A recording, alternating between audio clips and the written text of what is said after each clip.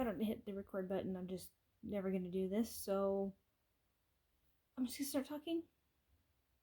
It's gonna be awkward because I can't talk to people very well, let alone a camera, which seems like it would be easier than a person, but I just sitting here talking to myself.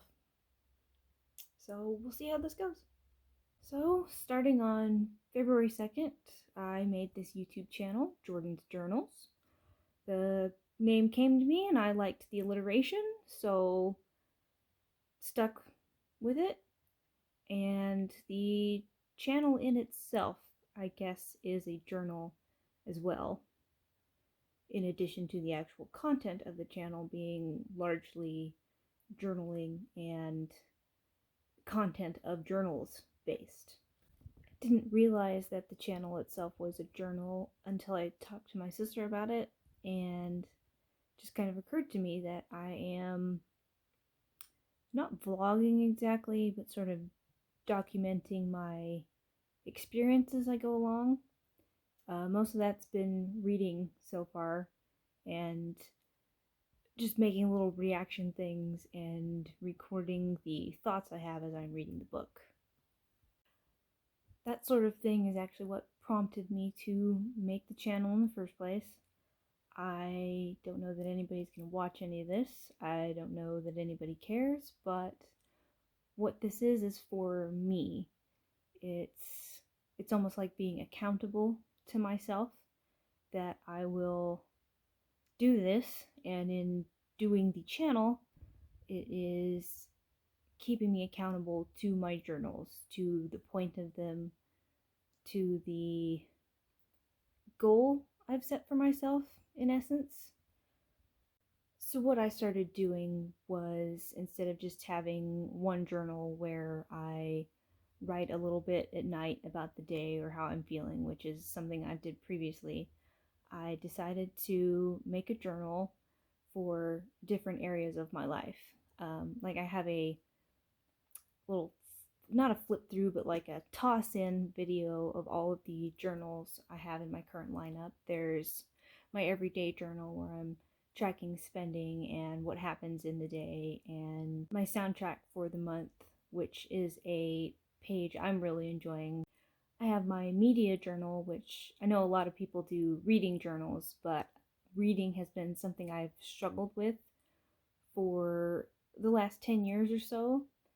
So I thought if I do a media journal, I could include, books, movies, TV, all of these things I'm consuming, and taking a more mindful approach to it rather than just mindlessly watching. I'm really thinking about what I have going on and taking note of how much I am consuming.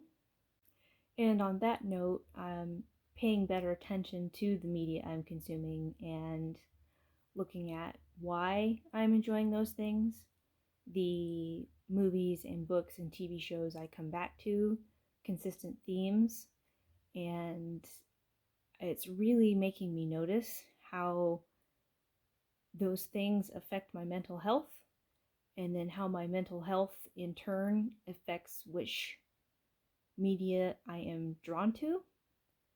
For example, a huge comfort movie for me is the 2015 Cinderella, and I've always loved Cinderella, but that version in particular, I was excited for it, and it came into my life at a time when I was very depressed, and my sister took me to see that movie, I think 5 or 6 times in the theater, and it was one of the only things that helped me escape my mind at the time and go somewhere else and see a life that could be better. And God, am I gonna start crying talking about Cinderella? I might, but that's okay, because I have a problem where I don't feel my emotions, and if I feel them, that's okay. That's the other point of this, is to feel my emotions. But what really got me started on all of this was trying to write a book and not getting anywhere with it. So I ended up on YouTube looking for help, I guess, examples of what people were doing, how they were working on their stories. And I stumbled across the Heart Breathings channel with Sarah Cannon. And so much of her content is about writing. And she also dabbles in the mental health side of things, and I hadn't seen that before. And she has one video in particular, I'll link it in the description, about her story journal. And she was recording things about the anime and TV and movies and books and things that she was watching, and talking about how one book in particular really inspired her to want to be a writer as a kid. And so that brought me to this journal, my story/author journal. So it goes kind of hand in hand with the media journal in me recording things from like an author standpoint that I love about the things I am consuming. And looking at that deeper has made me realize an effect that those things are having on my mental health, both, I don't want to say good and bad, because I tend to seek out things that make those things feel better. I even said to my sister that I don't like including, the moments and the characters and things that make me feel bad or had made the characters feel bad in story in my journals, because I like them to be a place where I can get away from the bad things. And I don't know if my journals exactly need to be an escapist place, but that is the place where I am in my life right now, is that is what I need. The thing with keeping my everyday journal in particular is I'm treating every day more like a to-done list, because I will get to the end of a day and have absolutely no idea what I've done all day. I'll know I have done something, but there are days where I just cannot remember what it was. And I was trying to tell my sister that there are times where things just completely leave my brain. And as I was saying that sentence, I got stuck on the word to describe it. And I was thinking net, because it has holes in it. But you use a net to catch things, so I knew that wasn't right. And she just looks at me and says, "Your mind is like a sieve." And I was like, yes, it holds in some stuff, but a lot of it just goes right through. So in regards to that, writing down what I've done in a day, keeping track of the movies I've watched, TV shows I've watched, books I've read, the ideas that go through my brain in connection to those with writing my book. I'm starting a travel journal so I can remember my trips. My dream journal so I can get a real visual sense as opposed to just trying to remember everything that I want. My art journal. I've kept a sketchbook for 10 years, but I've never used it in a journal capacity, like trying to remember the art projects I want to work on. And so basically the point of all of these journals is to be like a secondary brain, or however many of them are, that many brains, that many extra external brains, for me to keep track of all of these things going on in my life, because the brain in here can't hold on to all of it. Having said all that, the looking back through the journals as well is giving me sort of not a bird's eye view exactly, but it's, instead of trying to figure out what's going on in here from in here, I can see how things went through a month from an external perspective and think about, oh, I didn't drink water for 5 days. That's probably why I didn't accomplish this. Or I was awake until 2 o'clock in the morning, so of course I didn't wake up on time the next day. Those kinds of things. It's helping me see a correlation between everything that happens to me and the things that I do, and how it affects how I continue to do things and what's going on in here. So a huge thing that's going along with this channel with my mental health that's been a block for me for so long is how I look. And that is why in most of my videos I've posted so far, I look like an absolute mess. I don't bother combing my hair. I mean, it's been combed, but you know, I wad it up for the day and I don't go in and fix myself up because I am about to do a video. I'm sitting on my couch right now like I have been for most of the shorts videos I've posted because this is where I like to sit to read. And just in the moment, I make the video. And it's kind of helping me to let go of having to have an image or make myself look a certain way in order to do things.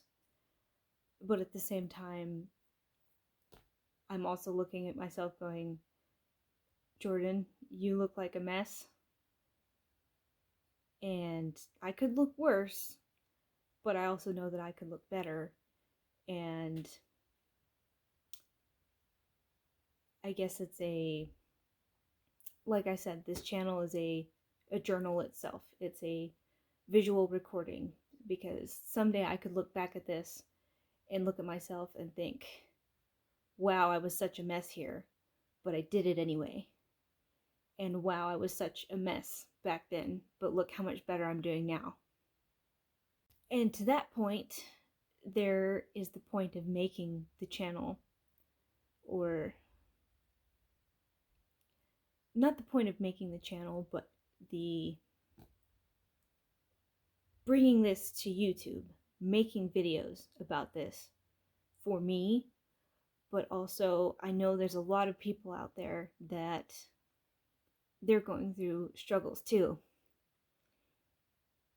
And someday, if I am better, someone could see this and think, okay, she did it. It's possible. I can do it too. God, I don't cry in front of people and I'm crying on the internet. What am I even doing?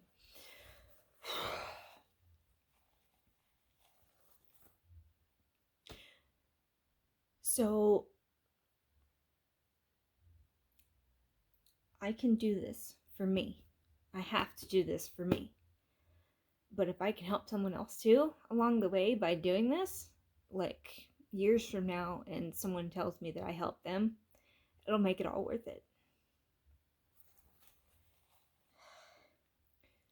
With all that being said, I know not a lot of people are going to see this, but that's okay because here I am making it anyway. I'm doing the thing.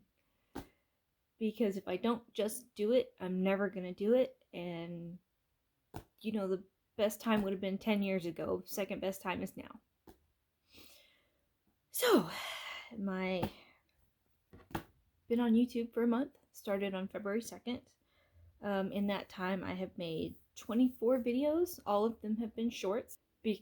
Specifically posting short videos.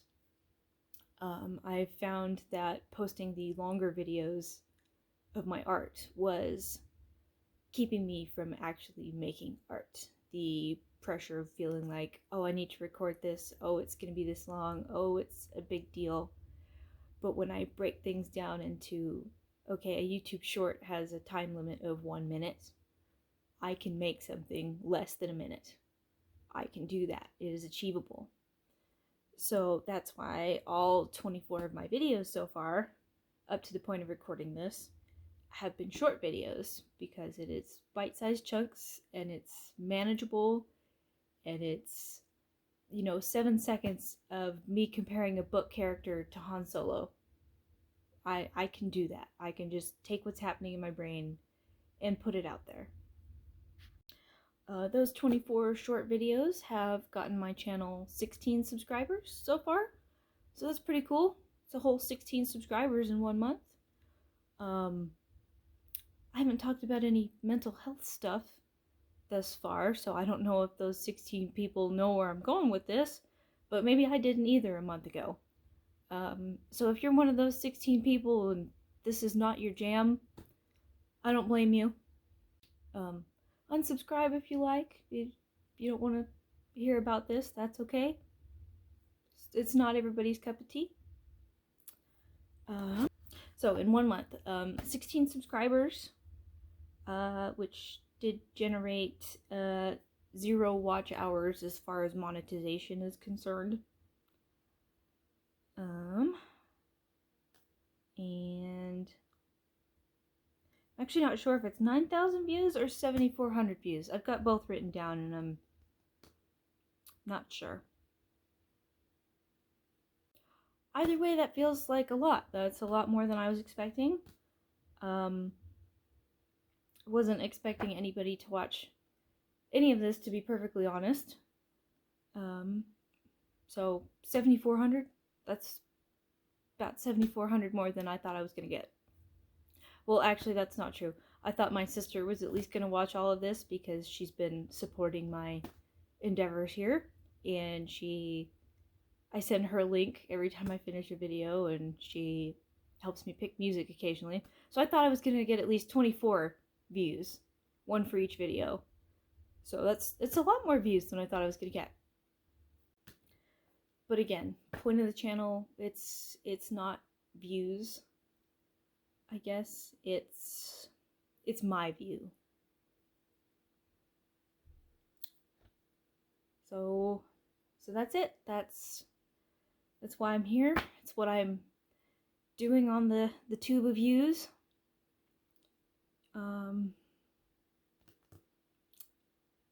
Yeah, so I guess if watching me try to keep myself from a nervous breakdown or other jacked up brain space issues, if that sounds appealing to you, subscribe if you want, or don't. It's cool. Go about your day. I hope your day, night, afternoon, whatever you got going on, I'm sending good thoughts out into the universe for all of you, everyone. I don't know how to end a video any better than I started one. It's so awkward. So thanks for watching, or not. Jordan, in a year or 5 years or whatever, come watch this again and see how you were doing a year or 5 years ago or whatever it's been. It's March 1st of 2023, just for reference.